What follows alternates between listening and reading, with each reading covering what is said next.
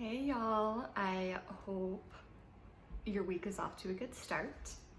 I wanted to get this video to you a little bit earlier than the rest, just so you have time to think about what kind of fabric you want to create. So here it is, Coastal Confessions. So as the pattern is written, you're gonna end up with a fabric like this, right?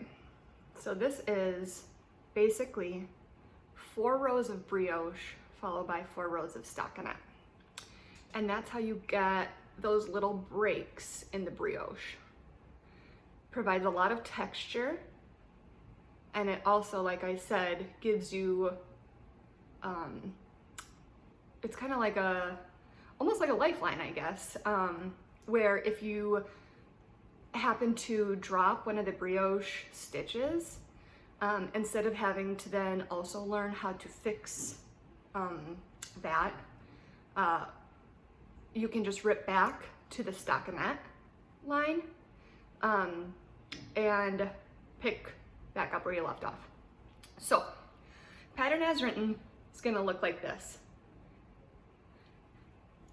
If you want a fabric that looks like this,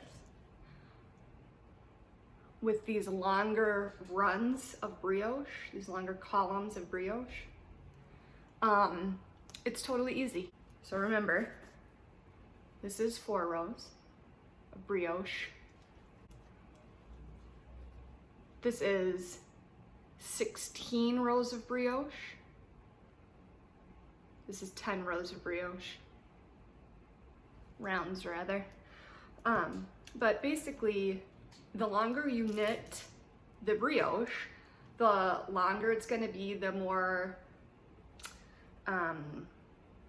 stretchy the fabric is, because brioche really likes to stretch out. So with these longer runs of brioche, you're going to get a little bit more stretch. Up here, still just as stretchy, but you don't get that like poofy stretch that brioche really has. So that's how you customize your fabric. So basically, for this particular cowl, I just kind of played around with different runs of brioche, and I really like how it the texture and the differences in the brioche runs kind of provides a lot of visual interest, and I really like that. So that's why I did what I did. Now, the pattern as written, like I said, is for this type of pattern, this type of fabric. If you decide to do longer runs of brioche like this, you're gonna need more of your contrasting color. If you decide to do a full brioche, no stockinette, if you just omit the stockinette completely, you'll actually need a 1-to-1 ratio of your main color to your contrast color. So that is something to keep in mind as you prepare for Friday. As you can see, brioche is a really great stitch to play around with to get different types of fabric, different fabric qualities.